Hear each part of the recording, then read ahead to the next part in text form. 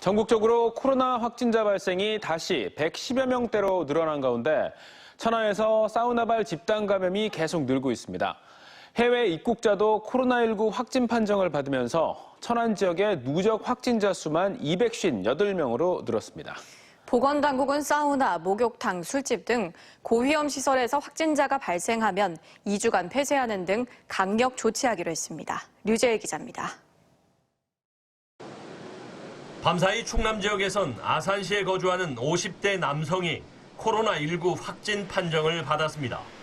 이 50대 남성 확진자는 지난 23일 확진자의 직장 동료로 이 직장 동료 역시 집단 감염이 발생한 천안 지역 사우나에서 감염된 확진자의 가족입니다.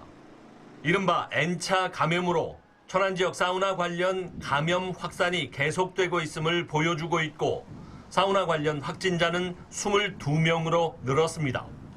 또 미국에서 입국한 20대 여성도 자가격리 중 코로나19 확진자로 추가됐습니다.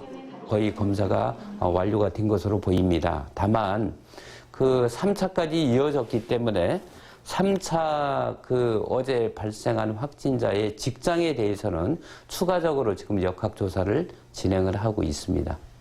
보건당국은 지난 8일부터 21일 사이 사우나 이용객들에 대한 광범위한 검사 결과 대부분 음성으로 나왔지만 N차 감염자가 나오면서 사우나 이용객의 가족과 직장으로의 확산을 우려하고 있습니다.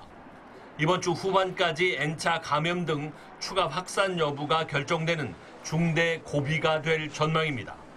이에 따라 방역당국은 목욕탕과 클럽, 콜라텍, 단란주점과 유흥주점, 결혼식장 등 고위험 시설을 불시 점검하고 위반 업소에 대해선 무관용 원칙을 적용한 고발 등 강력히 대응한다는 방침입니다. 사우나에서 이제 집단 감염이 발생된 상황입니다. 그래서 고위험 시설 등에 대해서 이제 집중 점검을 좀 강화하고요. 방역 수칙을 위반한 업소에 대해서는 강력히 고발 조치 등 대응할 계획입니다.